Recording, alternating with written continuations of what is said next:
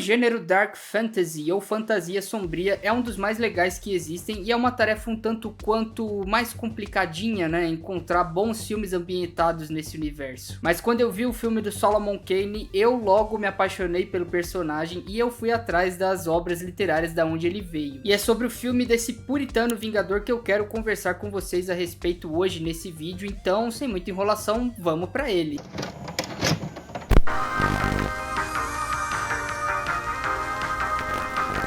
Solomon Kane foi criado em meados da década de 1920 por Robert E. Howard, o autor do famosíssimo personagem Conan o Bárbaro, e é um puritano inglês que vive na virada do século XVI para o século XVII e embarca em uma jornada divina para combater e exterminar toda e qualquer tipo de maldade do mundo. Não só a maldade humana pura e simples, mas também a maldade de seres das trevas, né? O que torna ele o responsável por ser um dos fundadores do que a gente conhece como gênero espada e feitiçaria. O personagem foi apresentado pela primeira vez na revista pulp Weird Tales em 1928 e já chegou com o pé na porta mostrando que com ele não tem conversa quando o assunto é vingança. Ele também chegou a ser publicado pela Marvel Comics entre os anos de 1973 e 1994. Aqui no Brasil, o personagem foi trazido na década de 70 através da editora Abril, que chegou a publicar as histórias dele em A Espada Selvagem de Conan, onde eles até traduziram o nome dele para Salomão.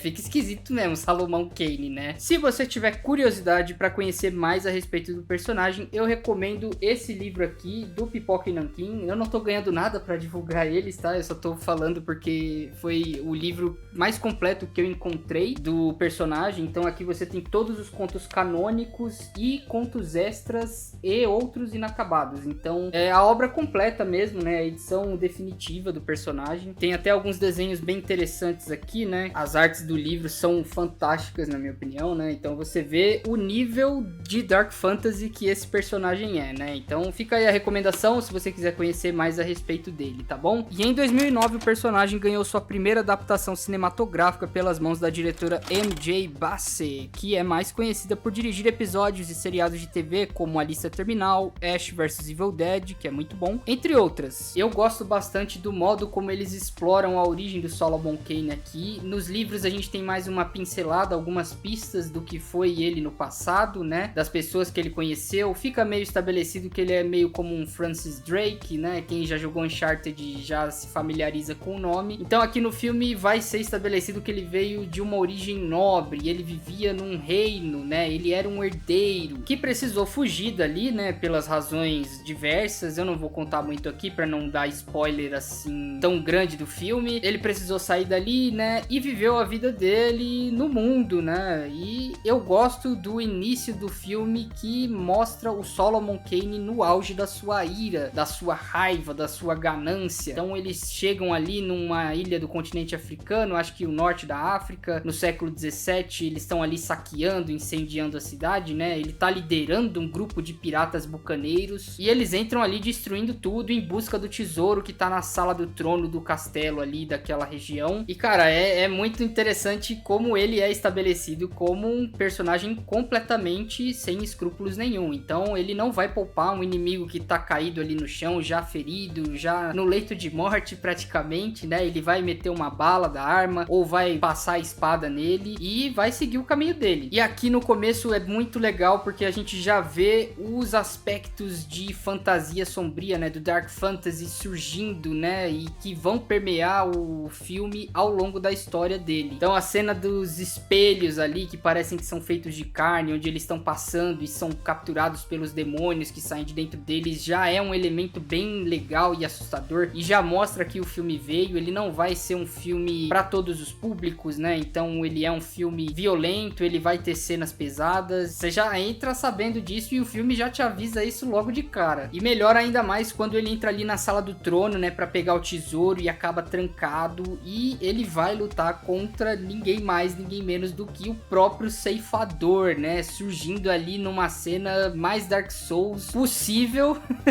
Pô, aquela cena é animal, cara. Ele começa a falar com o Solomon que veio pegar a alma dele, né, porque o diabo quer a alma dele pelas maldades que ele já fez, pelas atrocidades que ele cometeu, e o Solomon, né, fala, não, como assim? Não, eu jamais, não, o Senhor me protege, né, e aí ele fala, não, o Senhor te abandonou, né, e eu vim te levar, e aí ele saca uma espada em chamas. Cara, assim, é uma cena animal, é uma cena muito, assim, fantástica, sabe? Em termos de direção de arte, de efeitos visuais, o visual do ceifador é muito bom, é ameaçador, e os dois ali saem na porrada num X1 mesmo. Cara, assim, mais Dark Souls que isso, só um filme de Dark Souls mesmo, né? Em algum dia no futuro, quem sabe. Então ele consegue escapar dali, né? Quase morto, e aí a gente é levado de volta pra Inglaterra um ano depois, onde ele tá vivendo num monastério, tá vivendo uma vida reclusa, né? Decidiu seguir os caminhos do Senhor, se arrependeu dos seus pecados, né? É interessante até como alguns membros ali do monastério olham pra ele, vendo as cicatrizes que ele tem no corpo, símbolos cristãos, né? Então ele tem uma cruz que é queimada nas costas dele, quase como um boi sendo marcado, né? E o monge pergunta, né? Isso aí é verdade que te protege do demônio, do mal? A gente vê já um personagem que tá carregando um peso muito grande das coisas que ele fez no passado nas costas, e eu gosto desse lado dele em busca de redenção, né? Então é muito interessante porque o nosso herói não é bonzinho, ele já fez coisas horríveis no passado. Ver essa transformação dele, e ao longo do filme a gente vai vendo essa transformação dele também, é muito interessante e é um desenvolvimento bem feito, na minha opinião, também. Então ele decidiu seguir o caminho do pacifismo, né? Ele não quer mais saber de violência, não quer mais lutar. As coisas vão mudar, infelizmente, pra ele, quando o líder do monastério chega e fala, olha, Solomon, você não pode ficar mais aqui porque o seu destino não é com a gente, você precisa encontrar o seu caminho, né? Segue sua vida.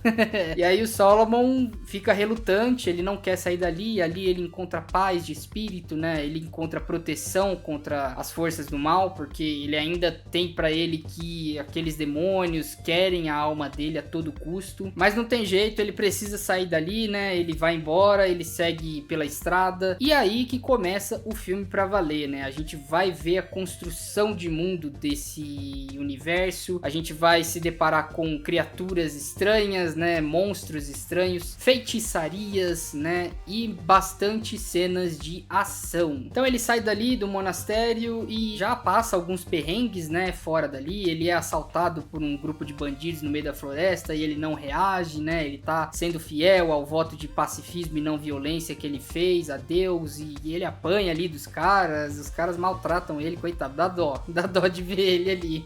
E aí ele é resgatado por uma família que tava passando por ali e encontrou ele, e ele acaba se afeiçoando a eles ali, né? Principalmente a Meredith, né? Que é a filha mais nova do casal, né? E eu acho interessante as conversas que eles vão tendo, né? Sobre a maldade no mundo, sobre como as coisas estão difíceis, né? Sobre como encontrar o caminho para a redenção ou para fazer o bem. E é muito interessante que é nesse momento que a gente vê todo o peso das coisas que o Solomon tá sentindo, né? Das coisas que ele fez na vida dele. Ele se julga um homem mau, ele não merece a redenção, ele acha que a alma dele já tá condenada, mas mesmo assim ele quer pelo menos passar os últimos dias dele de um modo pacífico, né? Então é bem interessante ver essas camadas dele se desenrolando ali com aquela família. Aquele núcleo da família é muito legal, é bem trabalhado na minha opinião também. Não é nada espetacular, né? Você não vai ver uma grande trama bem aprofundada, mas você tem bons personagens aqui, boas subtramas, motivações, diálogos são interessantes também, então a interação deles é bem orgânica na minha opinião. E eles estão indo para um local chamado Novo Mundo, então vai ser uma jornada longa provavelmente, e eles vão ter que se preparar ali, vão passar vários momentos juntos. O Solomon topa acompanhar eles a pedido do pai ali, né, do patriarca da família. E é claro que as coisas não vão se manter pacíficas para sempre, né, porque existe uma força maligna de um feiticeiro chamado Malakir que tá se espalhando pelo país cada vez mais como uma praga, né, como uma doença, e eles vão eventualmente cruzar caminhos. Então o momento que as forças do Malakir começam a recrutar pessoas, né, transformar elas não em más, mas talvez revelando o que elas são de fato ali nas profundezas dos corações delas, é onde a coisa começa a ficar tensa mesmo, porque a ameaça começa a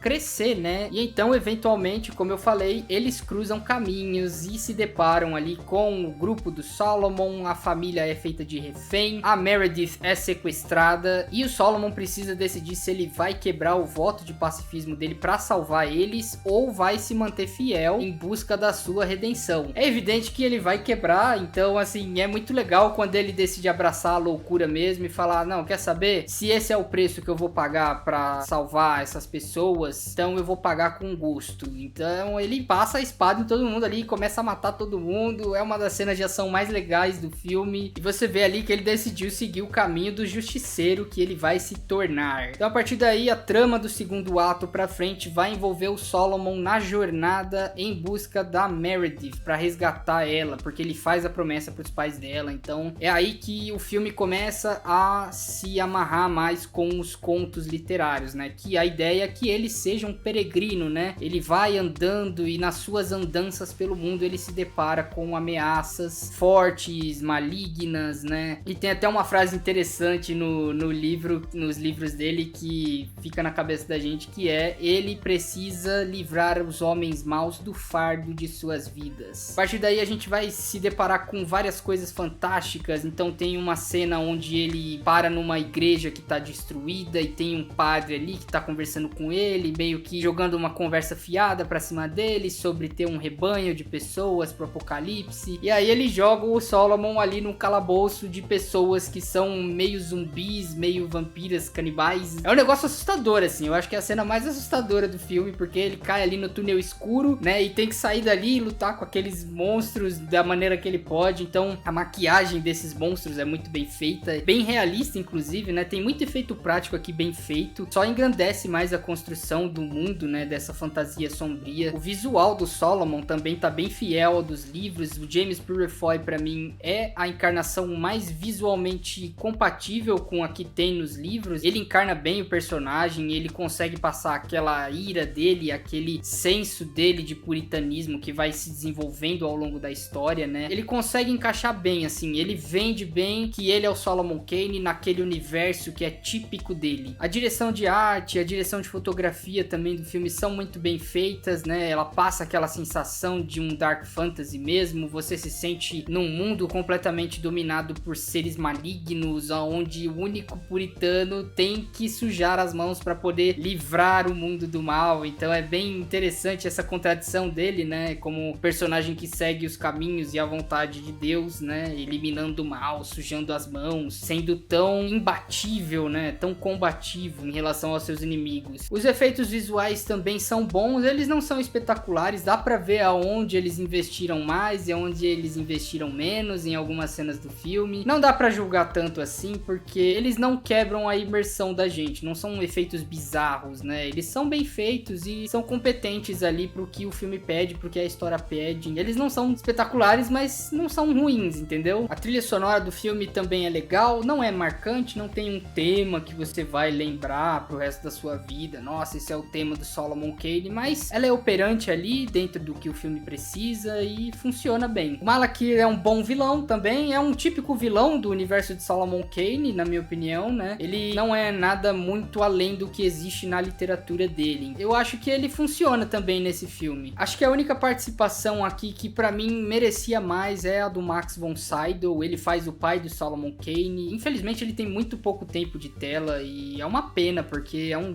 baita ator, né? Era um baita ator. Infelizmente ele faleceu já. Acho que ele merecia mais. Se algum dia existir um Director's Cut aí desse filme, poderiam talvez colocar mais cenas dele, quem sabe. Mas o filme é de 2009, então acho difícil que façam isso de novo. Porque a ideia era justamente ter uma trilogia, né? Esse filme era pra ser o início de uma trilogia, mas infelizmente ele não foi tão bem e acabou cancelando as outras sequências. Mas eu gosto dele ainda assim, é um filme que pro gênero Dark Fantasy ele funciona bem, né? É um bom entretenimento pra você também, se você nunca viu esse personagem. Uma boa porta de entrada também, pra mim foi, inclusive, pro personagem Solomon Kane. Eu fui atrás do livro depois que eu vi o filme, porque eu achei esse personagem muito bom e com muito potencial, inclusive. Ele poderia ter uma série hoje em dia, de repente feita pela Prime Video ou pela HBO, quem sabe, né? Porque é um baita personagem com um baita universo, assim. Sério, galera. Se vocês lerem o livro, os contos e verem a riqueza que existe naquele universo, vocês vão saber o que eu tô falando. E se você quiser dar uma chance pra esse filme, nunca tiver visto ele, curtir o gênero Dark Fantasy, né? Espada e feitiçaria, você pode encontrar ele para aluguel digital no Apple TV Plus, até onde eu vi, tá? Então, até onde eu vi, ele tá disponível só ali. Claro, tem outros meios de você assistir esse filme, que vocês já sabem qual que é. Existe o Blu-ray também, para você comprar, e existe os livros também para você se aprofundar mais na mitologia do personagem, tá bom? Não se esquece de se inscrever no canal e ativar o sininho para receber as notificações de todos os vídeos que eu posto aqui, belezinha? E eu vejo vocês numa próxima, naquele canal sobre cinema. Um grande abraço.